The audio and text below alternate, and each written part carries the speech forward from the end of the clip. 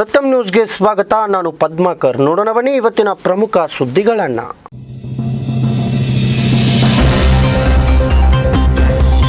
ಬೆಳಗಾವಿಯಲ್ಲಿ ಧಾರಾಕಾರ ಮಳೆಯ ನಡುವೆಯೇ ದ್ವಿತೀಯ ಪಿಯು ಇಂಗ್ಲಿಷ್ ಪರೀಕ್ಷೆಗೆ ಹಾಜರಾದ ಪರೀಕ್ಷಾರ್ಥಿಗಳು.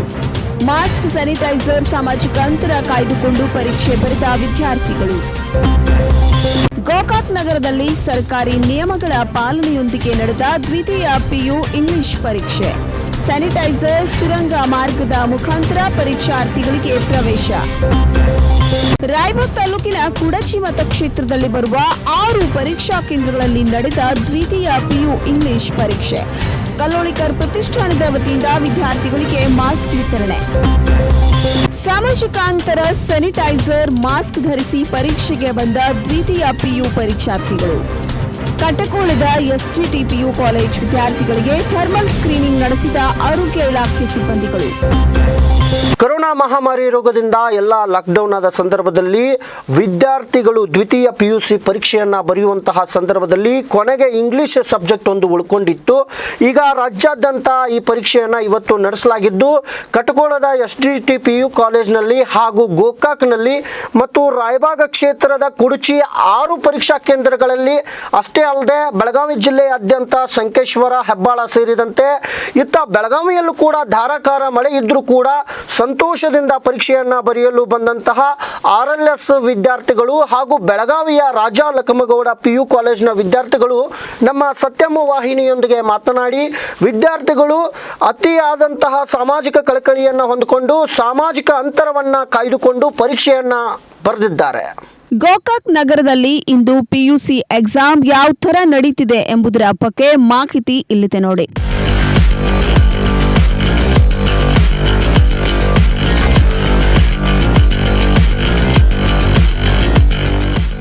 ಪ್ರತಿಯೊಬ್ಬ ವಿದ್ಯಾರ್ಥಿಗೆ ಸ್ಯಾನಿಟೈಸರ್, ಸುರಂಗ ಮಾರ್ಗದ ಮುಖಾಂತರ ಒಳಗೆ ಕರೆದುಕೊಂಡು ಟೆಂಪರೇಚರ್ ಮಾಡುವ ಮುಖಾಂತರ ಮಾರ್ಗಗಳನ್ನು ಹಾಕಿಸಿ ಒಳಗೆ ಬಿಡಲಾಗುತ್ತಿದೆ. ಪ್ರತಿಯೊಬ್ಬ ವಿದ್ಯಾರ್ಥಿಗೆ ಯಾವುದೇ ತರಹದ ತೊಂದರೆಯಾಗದಂತೆ ಪ್ರತಿಯೊಬ್ಬರ ನಡುವೆ 3 ಫುಟ್ ಸೋಷಿಯಲ್ ಡಿಸ್ಟೆನ್ಸ್ ಮಾಡಿ ಪರೀಕ್ಷೆ ಬರೆಯಲು ತಯಾರಿ ಮಾಡಿಕೊಟ್ಟಿರುವುದಾಗಿ ತಿಳಿಸಿದ್ದಾರೆ. ಕಾಲೇಜಿನ ಮೇಲಧಿಕಾರಿಗಳು ಈ ವೇಳೆ ಮಾತನಾಡಿದ್ದಾರೆ ಮತ್ತು ಆರೋಗ್ಯ ಇಲಾಖೆಯ ಸಿಬ್ಬಂದಿ ಕೂಡ ಸತ್ಯಂ ವಾಹಿನಿಯೊಂದಿಗೆ ಮಾತನಾಡಿದ್ದಾರೆ. ಕ್ಲೀನ್ ಮಾಡಿ ಕೂತಿ ಎಲ್ಲ ರೂಮನ್ನು ಕ್ಲೀನ್ ಮಾಡಿಕೊಂಡು ಆಮೇಲೆ ತೊಳೆದು ಒರೆಸಿ ಸ್ಯಾನಿಟೈಸರ್ ಮಾಡಿದ್ದೀವಿ. 2 ಸಲ ಸ್ಯಾನಿಟೈಸರ್ ಮಾಡಿ ಕಾರಿಡಾರ್ಸ್ಗೆ ಸ್ಯಾನಿಟೈಸರ್ ಮಾಡಿದ್ದೀವಿ. ಆನಂತರ ಡೆಸ್ಕನ್ನು ಅಂತರದಲ್ಲಿ ನಾವು ರೆಡಿ ಮಾಡ್ಕೊಂಡಿದ್ದೀವಿ. ಎಷ್ಟು ಫುಟ್ ಅಂತರ ರೆಡಿ ಮಾಡಿದ್ದೀವಿ ನಾವು 2 ಫುಟ್ಗಿಂತ 2 ಫುಟ್ ಮಾಡಿದ್ದೀವಿ. ಈಗ ಟೋಟಲ್ ಎಷ್ಟು ಹುಡುಗರು ಬರ್ತಾರೆ? ನಮ್ಮಲ್ಲಿ 497 ಜನ ಬರ್ತಾರೆ. ಈಗ ಎಂಟ್ರೆನ್ಸ್ ಬಿಡುವಾಗ ಯಾವ ಥರ ನೀವು? ನಾವೆಲ್ಲ ಎಂಟ್ರೆನ್ಸನ್ನು ಬಿಡುವಾಗ ಸರ ಈಗ ಹೊರಗಡೆ ನಾವು ಸೋಷಿಯಲ್ ಡಿಸ್ಟೆನ್ಸ್ ಸಲುವಾಗಿ ಬಾಕ್ಸ್ ರೆಡಿ ಮಾಡಿಕೊಂಡು ಆ ಬಾಕ್ಸಲ್ಲಿ ಒಬ್ಬರು ಹೊರಗಡೆ ಬರುವಂತೆ ನಾವು ಏರ್ಪಾಡು ಮಾಡಿದ್ದೀವಿ ಸರ. ಅನಂತರ ಬರುವಂಥ ಎಲ್ಲ ವಿದ್ಯಾರ್ಥಿಗಳಿಗೆ ನಾವು ಸ್ಯಾನಿಟೈಸರನ್ನು ಮುಖಾಂತರ ಮಾಡಿ ಆಮೇಲೆ ಹೊರಗಡೆ ಬಂದ ತಕ್ಷಣ ಇಲ್ಲಿ ನಾವು ಥರ್ಮಲ್ ಸ್ಕ್ಯಾನಿಂಗ್ ಮಾಡಿ ಅವ್ರ ಟೆಂಪರೇಚರ್ ರೆಕಾರ್ಡ್ ಮಾಡಿಕೊಂಡು ನಾವು ಹಾಲಿಗೆ ವಿದ್ಯಾರ್ಥಿಗಳನ್ನು ಹೊರಗಡೆ ತಿಳಿಸ್ತೀವಿ. ಈಗ ಎಷ್ಟು ಅವರ್ ಎಕ್ಸಾಮ್ ಮಾಡಿದ್ದೀವಿ? 3 hours 10 minutes ಆಗುತ್ತೆ ಸರ್. ತಮ್ಮ ಹೆಸರು ಸರ್? ನಾನು ಬಸವರಾಜ್ ಸರ್. ಚೀಫ್ ಅಂತ ವರ್ಕ್ ಮಾಡ್ತೀನಿ. ಮೇಡಮ್, ಹುಡುಗರಿಗೆ ನೀವು ಯಾವ ಥರ ಒಳಗೆ ಎಂಟ್ರೆನ್ಸ್ ಕೊಡ್ತಾಯಿದ್ದೀವಿ? ಪ್ರತಿಯೊಂದು ಹುಡುಗರಿಗೆ ಸ್ಯಾನಿಟೈಸರ್ ಮಾಡಿ ಅವ್ರಿಗೆ ಬಾಡಿ ಟೆಂಪ್ರೇಚರೆಲ್ಲ ಚೆಕ್ ಮಾಡಿ ಒಳಗಡೆ ಬಿಡಾತೀವಿ. ಮಾಸ್ಕ್ ಕಂಪಲ್ಸರಿ ಮಾಸ್ಕ್ ಹಾಕೊಂಡವ್ರ ಇಲ್ಲ ನೋಡತ್ತೀವಿ. ಮಾಸ್ಕ್ ಹಾಕೊಂಡವ್ರನ್ನ ಮಾತ್ರ ಒಳಗೆ ಬಿಡಾತೀವಿ, ಉಳಿದವ್ರನ್ನ ಬಿಡಾತಿಲ್ಲ. ಟೆಂಪ್ರೇಚರ್ ಏನಾದರೂ ಜಾಸ್ತಿ ಇತ್ತಂದರೆ ಸೈಡಿಗೆ ನಿಂದಿರಿಸಿ ಮತ್ತೊಂದು 5 ನಿಮಿಷ ಬಿಟ್ಟು ಮತ್ತೊಂದು ಸಾರಿ ಟೆಂಪ್ರೇಚರ್ ನೋಡ್ತೀವಿ. ಆ ಟೈಮ್ನಾಗ ಅದೇನು ನಾರ್ಮಲ್ ಬಂತಂದ್ರೆ ಅಷ್ಟೇ ಒಳಗೆ ಬರ್ತೀವಿ. ಈಗ ಆಲ್ಮೋಸ್ಟ್ ಎಷ್ಟು ಹುಡುಗರು ನೀವು ಒಳಗೆ ಬಿಡ್ತೀವಿ? ನಾವು 500. ಮತ್ತು ಯಾವಾದರೂ ಹುಡುಗರಿಗೆ ಎಂಟ್ರೆನ್ಸ್ ಕಮ್ಮಿ ಆಗಿದೆ? ಈಗ ಸದ್ಯಕ್ಕೆ ಯಾವಿಲ್ಲ. ಒಂದೇ ಹುಡುಗರಿಗೆ ಒಂದು ಸ್ವಲ್ಪ ಫೀವರ್ ಅನ್ನಿಸ್ತೀರಿ, ಮತ್ತು ಒಂದು 5 ನಿಮಿಷ ಕುಂತು ಚೆಕ್ ಮಾಡಿದ ತಕ್ಷಣ ಇಲ್ಲ ಅಂತ ಗೊತ್ತಾಯಿತು. ತಮ್ಮ ಹೆಸರು? ನನ್ನ ಹೆಸರು ಲಕ್ಷ್ಮೀ ಹೆಮ್ಮಪ್ಪಗಾಳಿ, ಜೂನಿಯರ್ ರಾಯಬಾಗ್ ತಾಲೂಕಿನ ಕುಡಚಿ ಮತಕ್ಷೇತ್ರದಲ್ಲಿ ಬರುವ 6 ಪರೀಕ್ಷಾ ಕೇಂದ್ರಗಳಿಗೆ 2900 ಮಾಸ್ಕ್ಗಳನ್ನು ಕಲ್ಲೋಳಿಕರ್ ಪ್ರತಿಷ್ಠಾನದ ವತಿಯಿಂದ ಮಹೇಂದ್ರ ತಮ್ಮಣ್ಣವರ್ ವಿತರಿಸಿದರು.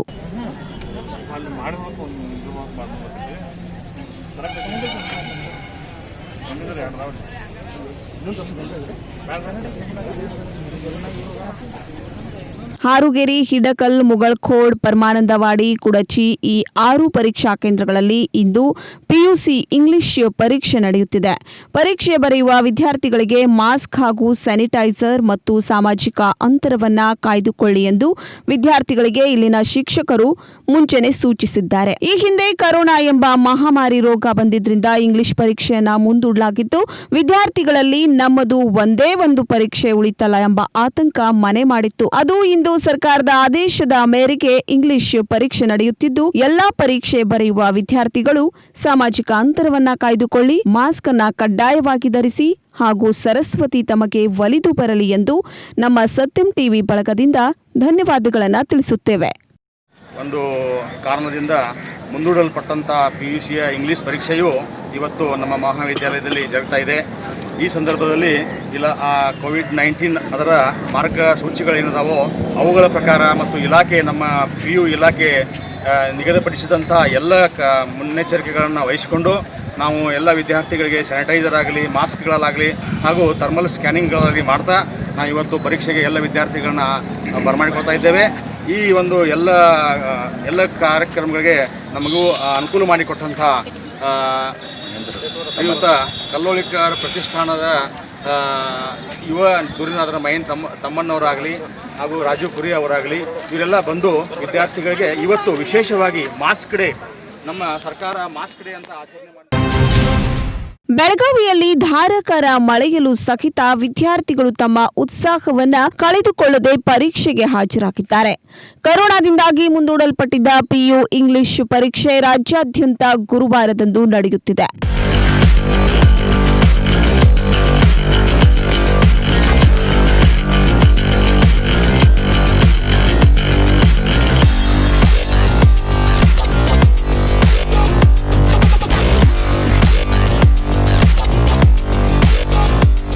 ವಿದ್ಯಾರ್ಥಿಗಳು ಮುಖಕ್ಕೆ ಮಾಸ್ಕ್ ಧರಿಸಿ ಸಾಮಾಜಿಕ ಅಂತರದ ಪಾಲನೆಯೊಂದಿಗೆ ಪರೀಕ್ಷೆಗೆ ಹಾಜರಾಗಿದ್ದಾರೆ. ಬೆಳಗಾವಿಯ ವಿದ್ಯಾರ್ಥಿಗಳು RLS ಕಾಲೇಜಿಗೆ ಬಂದ ತಕ್ಷಣ ಇದೇನಾ ನಮ್ಮ ಕಾಲೇಜ್ ಎಂದು ಕುತೂಹಲ ವ್ಯಕ್ತಪಡಿಸುತ್ತಿರುವ ದೃಶ್ಯ ಕಂಡುಬಂತು. ಈ ವೇಳೆ ವಿದ್ಯಾರ್ಥಿಗಳು ಮತ್ತು ಪೋಷಕರು ಸತ್ಯಂ ವಾಹಿನಿಯೊಂದಿಗೆ ಮಾತನಾಡಿದ್ದಾರೆ. Hello, I'm Devika and I'm giving my PU English exam in RLS. It was a good experience. Like, I feel safe over here because first they sanitized us, then they checked they did our thermal screening, and I guess everything will be safe and sound. How you prepared for these 2 months regarding to Corona? It was a bit scary, but then since I was in my home, I felt safe. So what do you want to tell about this next coming SSLC students? I wish them all the best, and I ask them not to get scared about it, be confident and Wear mask, be sanitized.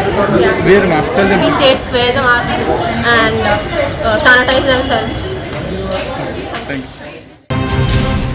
Hukkeri ತಾಲೂಕಿನ ಸಂಕೇಶ್ವರ್ ಸಮೀಪದ ಹೆಬ್ಬಾಳ್ ಗ್ರಾಮದ DL Khot ಪದವಿ ಪೂರ್ವ ಮಹಾವಿದ್ಯಾಲಯದಲ್ಲಿ ಪರೀಕ್ಷಾರ್ಥಿಗಳು mask ಕಡ್ಡಾಯವಾಗಿ ಧರಿಸಿಕೊಂಡು ಸಾಮಾಜಿಕ ಅಂತರದ ಪಾಲನೆಯೊಂದಿಗೆ ಪರೀಕ್ಷೆ ಬರೆಯಲು ಹಾಜರಾಗಿದ್ದರು. PU ಪರೀಕ್ಷಾ ಕೇಂದ್ರದಲ್ಲಿ ಮಾಸ್ಕ್ ಹಾಗೂ ಕಡ್ಡಾಯವಾಗಿ ಸಾಮಾಜಿಕ ಅಂತರ ಕಾಯ್ದುಕೊಳ್ಳಬೇಕೆಂದು ಮುಖ್ಯ ಪರೀಕ್ಷಾ ನಿರ್ವಾಹಕರು ಈ ವೇಳೆ ಮಾತನಾಡಿದರು. DL Khot college PU college ಹೆಬ್ಬಾಳದಲ್ಲಿ ಚೀಫ್ ಸೂಪ್ರಿಟೆಂಡೆಂಟ್ ಆಗಿ ನಾನು ಇಲ್ಲಿ ನೇಮಕಗೊಂಡಿದ್ದೀನಿ. ಇಲ್ಲಿ ಕೋವಿಡ್ ಹಾವಳಿಯಲ್ಲಿ ಇಂಗ್ಲೀಷ್ ಪೇಪರ 18ನೇ ತಾರೀಕಿಗೆ ಅದು ಇವತ್ತಾಗ್ತಾ ಇದೆ. ಎಲ್ಲ ಮುನ್ನೆಚ್ಚರಿಕೆ ಕ್ರಮಗಳನ್ನು ನಾವು ಕೈಗೊಂಡಿದ್ದೀವಿ. ಎಲ್ಲ ವಿದ್ಯಾರ್ಥಿಗಳಿಗೆ ಸ್ಯಾನಿಟೈಸರ್ ಮಾಡಿಸಿದ್ದೀವಿ. ಎಲ್ಲ ರೂಮ್ಗಳಿಗೆ ಸ್ಯಾನಿಟೈಸರ್ ಮಾಡಿಸಿದ್ದೀವಿ. ಗ್ರಾಮ ಪಂಚಾಯತ್ ಸಹಯೋಗ ವತಿಯಿಂದ ಮತ್ತು SDVS ಸಂಘದ ವತಿಯಿಂದ ಸ್ಯಾನಿಟೈಸರ್, ಮಾಸ್ಕ್ ವಿತರಣೆಯನ್ನು ಕೂಡ ಮಾಡಲಾಗಿದೆ. ಅಲ್ಲದೆ ಥರ್ಮಲ್ ಸ್ಕ್ಯಾನರ್ PHC ಸಿಬ್ಬಂದಿಯವರು ನಮಗೆ ಭಾಳಷ್ಟು ಸಹಕಾರವನ್ನು ಕೊಟ್ಟಿದ್ದಾರೆ.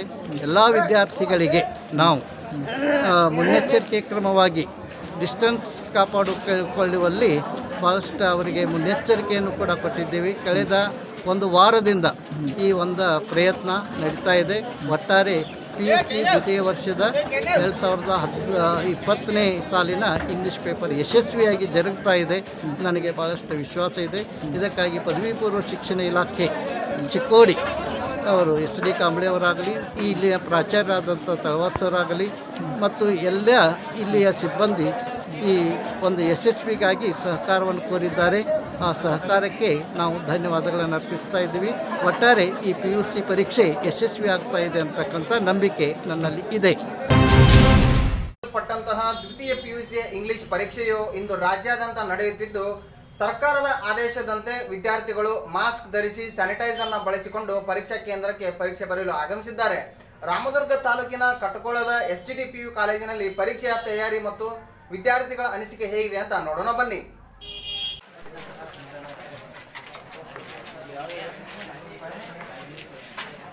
ಕಟಕೋಳದ SGTPU ಕಾಲೇಜಿನ ಪರೀಕ್ಷಾ ಕೇಂದ್ರದಲ್ಲಿ 1000ಕ್ಕೂ ಹೆಚ್ಚು ವಿದ್ಯಾರ್ಥಿಗಳು ಪರೀಕ್ಷೆಯನ್ನ ಬರೆಯಲು ಆಗಮಿಸಿದ್ದಾರೆ. ಸಾಮಾಜಿಕ ಅಂತರ, ಸ್ಯಾನಿಟೈಸರ್, ಮಾಸ್ಕ್ ಧರಿಸಿ ದ್ವಿತೀಯ PUC ಪರೀಕ್ಷೆ ಬರೆಯಲು ವಿದ್ಯಾರ್ಥಿಗಳು ಬಂದಿದ್ದಾರೆ.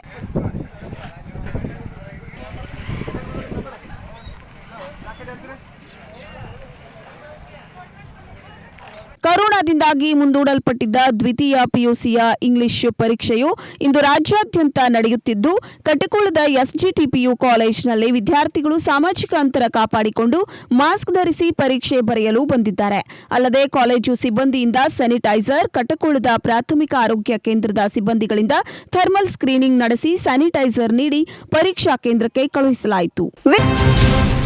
ಹುಕ್ಕೇರಿ ತಾಲೂಕಿನ ಸಂಕೇಶ್ವರ ಪಟ್ಟಣದಲ್ಲಿರುವ SDVS ಕಾಲೇಜಿನಲ್ಲಿ ಸ್ಯಾನಿಟೈಸರ್, ಮಾಸ್ಕ್ ಮತ್ತು ಸಾಮಾಜಿಕ ಅಂತರದ ಪಾಲನೆಯೊಂದಿಗೆ ಪರೀಕ್ಷಾರ್ಥಿಗಳು ದ್ವಿತೀಯ PU ಇಂಗ್ಲಿಷ್ ಪರೀಕ್ಷೆ ಬರೆಯಲು ಹಾಜರಾಗಿದ್ದರು. ಕೊರೋನಾ ಲಾಕ್ಡೌನ್ನಿಂದಾಗಿ ದ್ವಿತೀಯ PU ಇಂಗ್ಲಿಷ್ ಪರೀಕ್ಷೆಯನ್ನು ಮುಂದೂಡಲಾಗಿತ್ತು. ಗುರುವಾರದಂದು ರಾಜ್ಯಾದ್ಯಂತ PU ಇಂಗ್ಲಿಷ್ ಪರೀಕ್ಷೆ ನಡೆಸಲಾಗುತ್ತಿದೆ.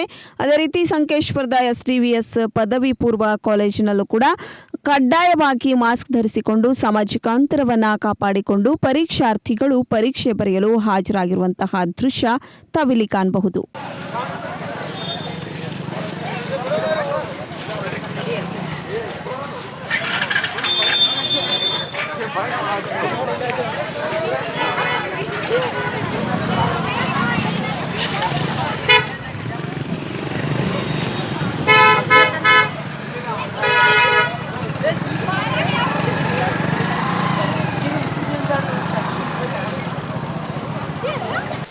ನರೇಗಾ ಯೋಜನೆಯಡಿಯಲ್ಲಿ ಕೃಷಿ ಹೊಂಡದ ಬಿಲ್ ನೀಡಲು 6,000 ರೂಪಾಯಿ ಲಂಚ ಸ್ವೀಕರಿಸಿದ ಅಥಣಿ ತಾಲೂಕು ಪಂಚಾಯಿತಿ ನರೇಗಾ ಯೋಜನೆಯ ಇಂಜಿನಿಯರ್ ನಾಗಪ್ಪ ಭೀಮಪ್ಪ ಮೊಕಾಶಿ ಭ್ರಷ್ಟಾಚಾರ ನಿಗ್ರಹ ದಳದ ಬಲೆಗೆ ಬಿದ್ದಿದ್ದಾರೆ. ಲಂಚ ಸ್ವೀಕರಿಸುತ್ತಿದ್ದ ಅಥಣಿ ತಾಲೂಕಾ ಪಂಚಾಯತ್ ಇಂಜಿನಿಯರ್ ನಾಗಪ್ಪ ಮೊಕಾಶಿ ACB ಬಲೆಗೆ. ನರೇಗಾ ಯೋಜನೆಯಡಿ ಕೃಷಿ ಹೊಂಡದ ಬಿಲ್ ನೀಡಲು 6,000 ರೂಪಾಯಿ ಲಂಚ ಸ್ವೀಕರಿಸುತ್ತಿದ್ದ ಅಥಣಿ ತಾಲೂಕು ಪಂಚಾಯಿತಿ ನರೇಗಾ ಯೋಜನೆಯ ಇಂಜಿನಿಯರ್ ನಾಗಪ್ಪ ಭೀಮಪ್ಪ ಮೊಕಾಶಿ ಭ್ರಷ್ಟಾಚಾರ ನಿಗ್ರಹ ದಳದ ಬಲೆಗೆ ಬಿದ್ದಿದ್ದಾರೆ. ಹಣ ವಶಪಡಿಸಿಕೊಂಡಿರುವ ACB ಪೊಲೀಸರು ಆರೋಪಿಯನ್ನ ಬಂಧಿಸಿದ್ದಾರೆ. ನರೇಗಾ ಯೋಜನೆಯಡಿ ಕೈಗೊಂಡ ಕೃಷಿ ಹೊಂಡ ಕಾಮಗಾರಿಯ ಬಿಲ್ ಪಾವತಿಸಲು ಅಥಣಿ ತಾಲೂಕು ಪಂಚಾಯಿತಿ ಇಂಜಿನಿಯರ್ ನಾಗಪ್ಪ ಭೀಮಪ್ಪ ಮೊಕಾಶಿ 6,000 ರೂಪಾಯಿ ಬೇಡಿಕೆ ಇಟ್ಟಿದ್ರು. ಆರಂಭದಲ್ಲಿ 3,000 ರೂಪಾಯಿ ಹಣ ಪಾವತಿಸಿದ್ದ ಅಥಣಿ ತಾಲೂಕು ಅನಂತಪುರದ ಅಂಬರೀಶ್ ಸೋಮಲಿಂಗಪ್ಪ ದುಗ್ಗಾಣಿ ಈ ಕುರಿತು ಭ್ರಷ್ಟಾಚಾರ ನಿಗ್ರಹ ದಳಕ್ಕೆ ದೂರು ನೀಡಿದ್ರು. ಬಾಕಿ 3,000 ರೂಪಾಯಿ ಹಣ ಪಡೆಯುವಾಗ ಭ್ರಷ್ಟಾಚಾರ ನಿಗ್ರಹ ದಳದ ಅಧಿಕಾರಿಗಳು ದಾಳಿ ನಡೆಸಿದ್ರು. ಹಣ ಪಡೆಯುವಾಗಲೇ ಆರೋಪಿಯನ್ನ ಹಿಡಿದ ಅಧಿಕಾರಿಗಳು ಅವರನ್ನ ವಶಕ್ಕೆ ಪಡಿಸಿಕೊಂಡು ಎಲ್ಲಾ ಹಣವನ್ನ ವಶಪಡಿಸಿಕೊಂಡು ಆರೋಪಿಯನ್ನ ಬಂಧಿಸಿದ್ದಾರೆ. ಭ್ರಷ್ಟಾಚಾರ ನಿಗ್ರಹ ದಳದ DSP ಶರಣಪ್ಪ, AS ಗುಡಿಗೊಪ್ಪ, ಸುನಿಲ್ ಕುಮಾರ್ ಮತ್ತು ಸಿಬ್ಬಂದಿ ಪಾಲ್ಗೊಂಡಿದ್ದರು. ಗೋಕಾಕ್ನಲ್ಲಿ ಕಾಯಿಪಲ್ಯ ವ್ಯಾಪಾರಸ್ಥರಿಂದ ಮಾರುಕಟ್ಟೆಗೆ ಮೂಲ ಸೌಕರ್ಯ ಪೂರೈಸಬೇಕೆಂದು ಜಲಸಂಪನ್ಮೂಲ ಸಚಿವರಾದಂತಹ ರಮೇಶ್ ಜಾರಕಿಹೊಳಿ ಅವರಿಗೆ ಮನವಿಯನ್ನ ಸಲ್ಲಿಸಿದ್ರು.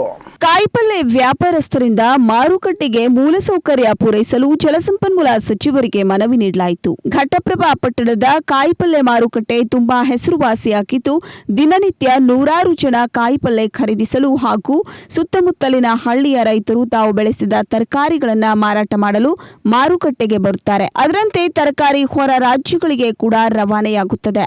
ಹೀಗಾಗಿ ಘಟಪ್ರಭಾ ತರಕಾರಿ ಮಾರುಕಟ್ಟೆಯಲ್ಲಿ ಮೂಲಸೌಕರ್ಯವಿಲ್ಲದ ಕಾರಣ ತಕ್ಷಣ ಮೂಲಸೌಕರ್ಯ ಮೂಲಸೌಕರ್ಯ ಒದಗಿಸುವಂತೆ ಜಲಸಂಪನ್ಮೂಲ ಸಚಿವರಾದ ರಮೇಶ್ ಜಾರಕಿಹೊಳಿ ಅವರಿಗೆ ತರಕಾರಿ ವ್ಯಾಪಾರಸ್ಥರು ಮನವಿ ಸಲ್ಲಿಸಿದ್ರು. ತರಕಾರಿ ಮಾರುಕಟ್ಟೆಯ ಆವರಣದಲ್ಲಿ ಮಾರ್ಕೆಟ್ ತುಂಬಾ ಕಾಂಕ್ರೀಟ್ ವ್ಯವಸ್ಥೆ ಆಗಬೇಕು. ಶುದ್ಧ ಕುಡಿಯುವ ನೀರಿನ ಘಟಕ ಮತ್ತು ಶೌಚಾಲಯದ ವ್ಯವಸ್ಥೆ ಆಗಬೇಕು.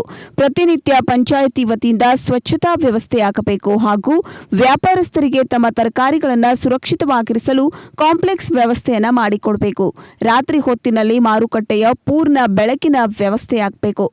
ಮಾರ್ಕೆಟಿನ ಸುತ್ತಮುತ್ತ ಕಾಂಪೌಂಡ್ ಮತ್ತು ಗೇಟಿನ ವ್ಯವಸ್ಥೆ ಆಗಬೇಕೆಂದು ಮನವಿಯಲ್ಲಿ ತಿಳಿಸಲಾಗಿದೆ. ಈ ಸಂದರ್ಭದಲ್ಲಿ ಶೇಖರ್ ಕುಲಗೋಡ್, ಸುರೇಶ್ ಮುಸಲ್ಮಾರಿ, ಬಾಳು ದೇವಮಾನೆ, ಮದಾರ್ ಬಳೆಗಾರ್, ಜಾವೀದ್ ಸನದಿ, ಶಾಂತು ರಾಜಾಪುರೆ, ರಾಜು ಮುಲ್ಲಾ, ಮಲ್ಲಿಕ್ ಭಾಗ್ವಾನ್ ಇನ್ನೂ ಅನೇಕ ವ್ಯಾಪಾರಸ್ಥರು ಹಾಜರಿದ್ದರು.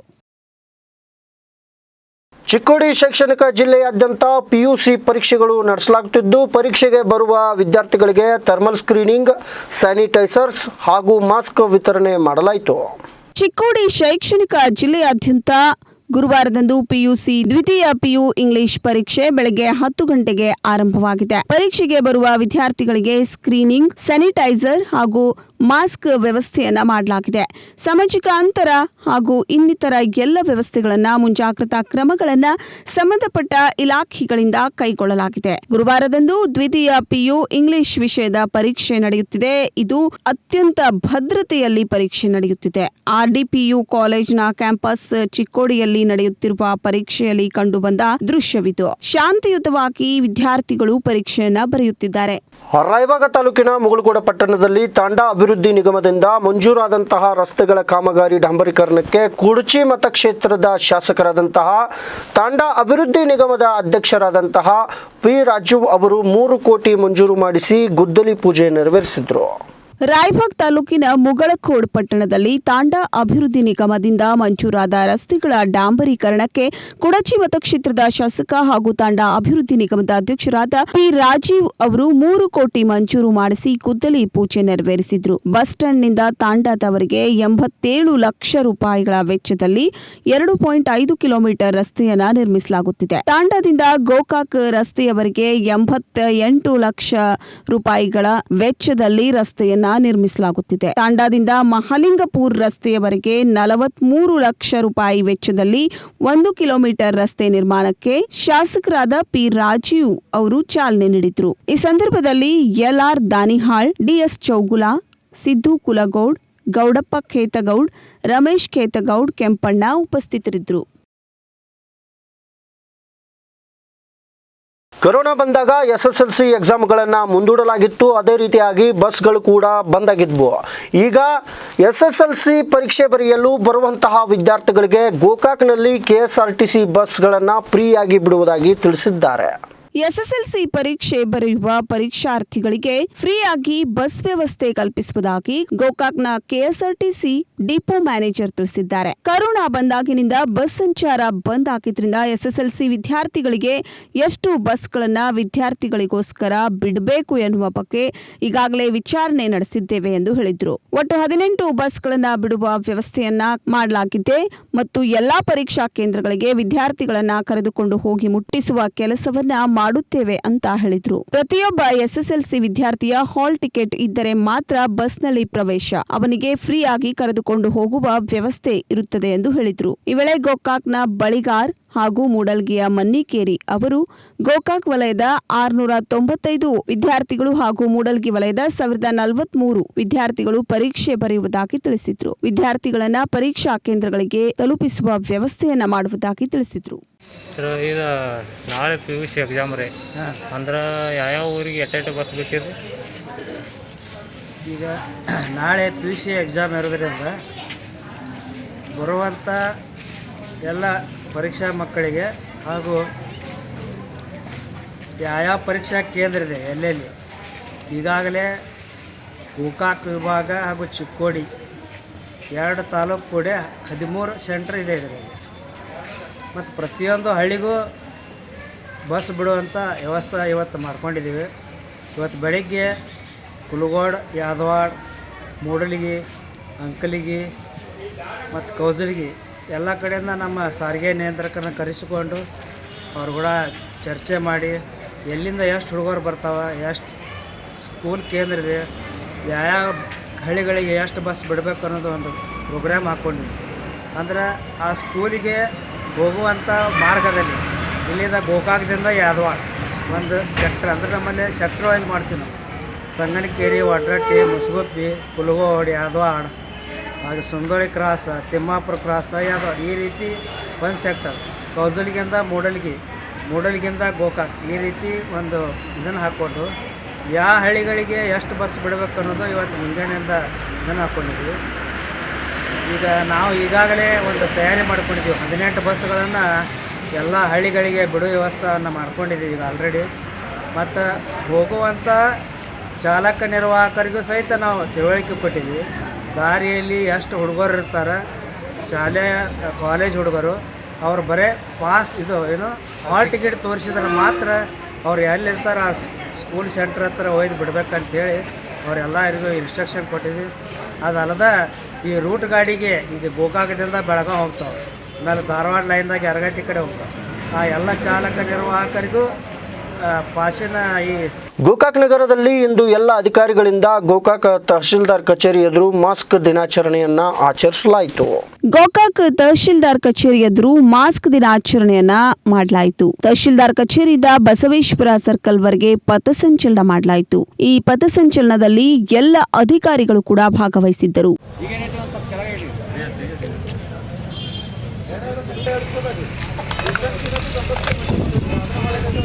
ಗೋಕಾಕ್ನ ಎಲ್ಲ ಅಧಿಕಾರಿಗಳು ಪಥಸಂಚಲನದಲ್ಲಿ ಭಾಗವಹಿಸಿದ್ರು ಮತ್ತು ಪೊಲೀಸ್ ಸಿಬ್ಬಂದಿ ವರ್ಗದವರು ಕೂಡ ಈ ಪಥಸಂಚಲನದಲ್ಲಿ ಭಾಗವಹಿಸಿದ್ರು.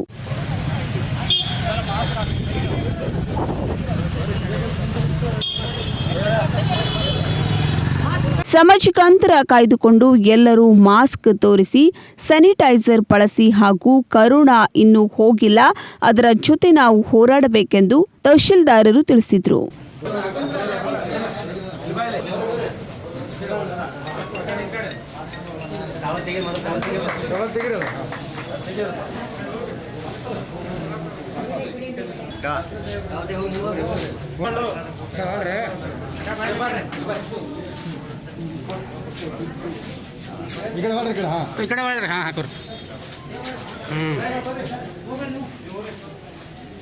ಈ ಸಂದರ್ಭದಲ್ಲಿ ತಹಶೀಲ್ದಾರ್ ಪ್ರಕಾಶ್ ಹೊಳೆಪ್ಪನವರ್ ಮಾತನಾಡಿದ್ದಾರೆ.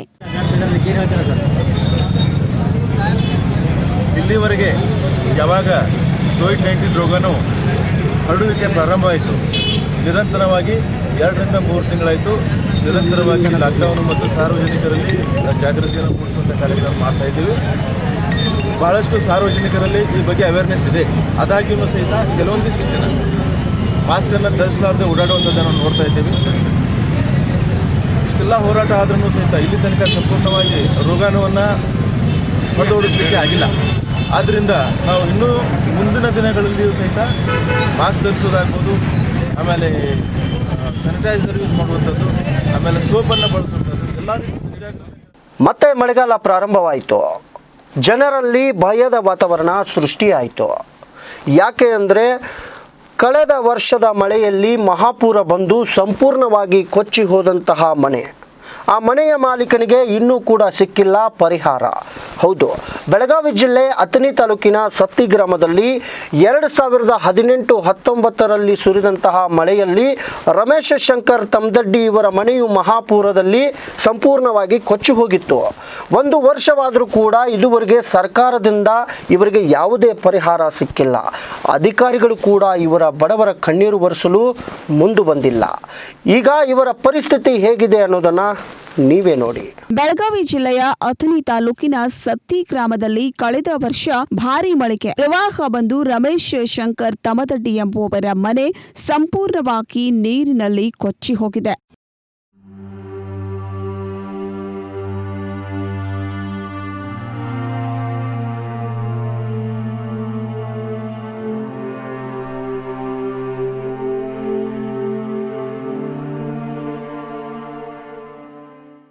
ಮನೆ ಹಾನಿಗೊಳಗಾಗಿ 1 ವರ್ಷವಾದರೂ ಇದುವರೆಗೂ ಸರ್ಕಾರದಿಂದ ಇವರಿಗೆ ಯಾವುದೇ ರೀತಿಯ ಪರಿಹಾರ ದೊರೆತಿಲ್ವಂತೆ. ಇದರಿಂದಾಗಿ ತೀರಾ ಬಡವರಾದ ರಮೇಶ್ ತಮದಡ್ಡಿ ಅವರಿಗೆ ದಿಕ್ಕೆ ತೋಚದಂತಾಗಿದೆ. ಯಾವುದೇ ಅಧಿಕಾರಿಗಳು ಕೂಡ ಇದುವರೆಗೂ ಇವರ ನೆರವಿಗೆ ಬಂದಿಲ್ಲ ಎಂದು ಅವರು ಅಸಮಾಧಾನ ವ್ಯಕ್ತಪಡಿಸಿದ್ದಾರೆ. ಆದ್ದರಿಂದ ಇನ್ನಾದರೂ ಸಂಬಂಧಿಸಿದ ಅಧಿಕಾರಿಗಳು ಇವರ ನೆರವಿಗೆ ಬರ್ತಾರಾ ಎಂಬುದನ್ನು ಕಾದು ನೋಡಬೇಕಿದೆ. ನಾನು ನಿಮ್ಮ ಸತ್ಯಮೋಹಿನ ಪ್ಯೂರು ನಂದೇಶ್ವರ ಮಾತಾಡೋದು. ಇವಾಗ ನಾವು 10ನೇ ತಾಲೂಕಿನ ಸತ್ಯ ಗ್ರಾಮದಲ್ಲಿ ಇದ್ದೀವಿ. ಈಗ ಕಳೆದ ವರ್ಷ ಅಂದರೆ 2018-19ನೇ ಸಾಲಿನಲ್ಲಿ ಮಹಾಪುರ ಬಂದ ಸಮಯದಲ್ಲಿ ಇಲ್ಲಿ ಸತ್ಯ ಗ್ರಾಮದಲ್ಲಿ ಕೆಲವೊಂದು ಮನೆಗಳು ಸಂಪೂರ್ಣವಾಗಿ ಕೊಚ್ಚಿ ಹೋಗಿದ್ದೇವೆ. ಅದಕ್ಕೆ ಇನ್ನೂ ಆದರೂ ಯಾವ ರೀತಿ ಪರಿಹಾರ ಸಿಕ್ಕಿಲ್ಲ.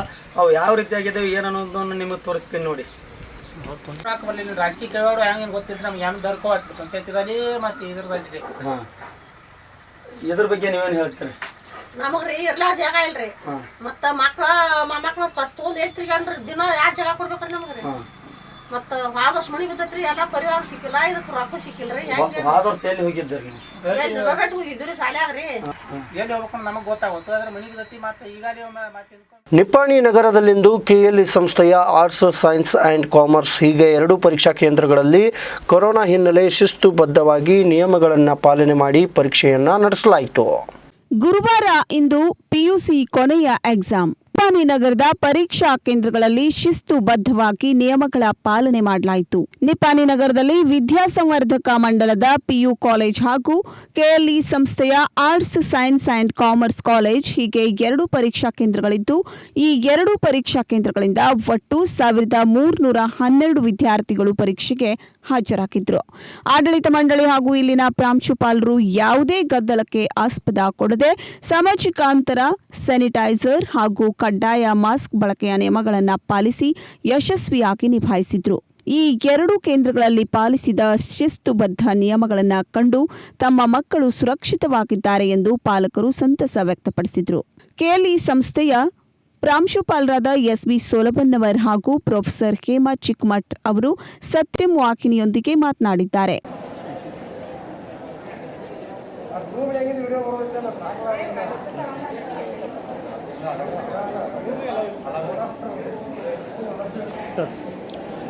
ನಮಸ್ಕಾರ. PSM ಶಿಕ್ಷಣ ಸಂಸ್ಥೆಯ GI ಬಾಗೇವಾಡಿ ಪದವಿ ಪೂರ್ವ ಮಹಾವಿದ್ಯಾಲಯದಲ್ಲಿ ಇಂದು 716 ವಿದ್ಯಾರ್ಥಿಗಳು ಪರೀಕ್ಷೆಯನ್ನು ಬರೆಯುತ್ತಿದ್ದು, ಪ್ರತಿ ವಿದ್ಯಾರ್ಥಿಗೆ ಕಡ್ಡಾಯವಾಗಿ ಸ್ಯಾನಿಟೈಸ್ ಮತ್ತು ಅವರ ಟೆಂಪರೇಚರನ್ನು ಚೆಕ್ ಮಾಡುವುದರ ಮುಖಾಂತರ ಆ ವಿದ್ಯಾರ್ಥಿಗಳಿಗೆ ನಾವು ಒಳಗಡೆ ಅವಕಾಶ ಮಾಡಿಕೊಟ್ಟಿದ್ದೇವೆ. ಜೊತೆಗೆ ವಿದ್ಯಾರ್ಥಿಗಳಿಗೆ ಯಾವುದೇ ಥರನಾಗಿರ್ತಕ್ಕಂಥ ಆತಂಕ ಎದುರಾಗಬಾರದೆಂದು ಅವರಿಗೆ ಪೂರ್ವ 1 ಗಂಟೆ ಮೊದಲೇ ಅವರನ್ನು ಪರೀಕ್ಷಾ ಹಾಲ್ನಲ್ಲಿ ಕೂರಿಸಿ ಅವರಿಗೆ ಮನೋಸ್ಥೈರ್ಯವನ್ನು ತುಂಬುವ ಕಾರ್ಯ ನಮ್ಮ ಎಲ್ಲ ಸೂಪರ್ವೈಸರ್ ಮಾಡ್ತಾ ಇದ್ದಾರೆ.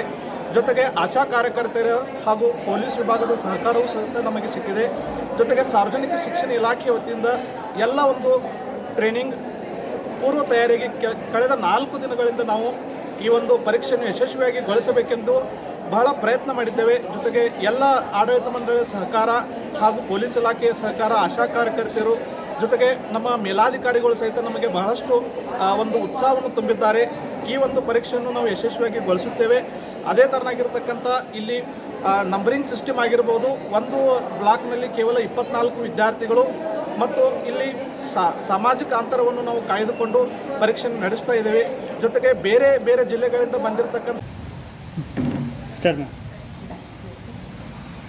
ಇವತ್ತು 18/6/2020 ಬೆಳಗ್ಗೆ 8 ಗಂಟೆಗೆ ನಮ್ಮ ಪರೀಕ್ಷಾ ಕೇಂದ್ರದಲ್ಲಿ ವಿದ್ಯಾರ್ಥಿಗಳನ್ನು ಸಾಮಾಜಿಕ ಅಂತರದಲ್ಲಿ ನಾವು ವಿದ್ಯಾರ್ಥಿಗಳನ್ನ ಕೊಠಡಿಗೆ ಬಿಟ್ಟಿವಿ. ಬಿಡು ಮುಂಚೆ ಅವ್ರದ ಸ್ಯಾನಿಟೈಸರ್ ಮಾಡಿ ಸ್ಯಾನಿಟೈಸರ್ ವ್ಯವಸ್ಥೆ ಮಾಡಲಾಗಿತ್ತು ಮತ್ತು ಥರ್ಮಲ್ ಸ್ಕ್ಯಾನಿಂಗ್ ಮಾಡಿ ಸೋಷಿಯಲ್ ಡಿಸ್ಟೆನ್ಸಿಂಗ್ ಮೇಂಟೈನ್ ಮಾಡುತ್ತಾ ಅವ್ರನ್ನು ನಾವು ಪ್ರತಿಯೊಬ್ಬ ರೂಮಿಗೆ ಕಳಿಸಿದ್ದೀವಿ. ರೂಮ್ನಲ್ಲಿ ಆದ್ರೂ ಸಹ ನಾವು ಸೋಷಿಯಲ್ ಡಿಸ್ಟೆನ್ಸಿಂಗನ್ನು ಮೇಂಟೈನ್ ಮಾಡಿದ್ದೀವಿ. ಒಂದು ಡೆಸ್ಕ್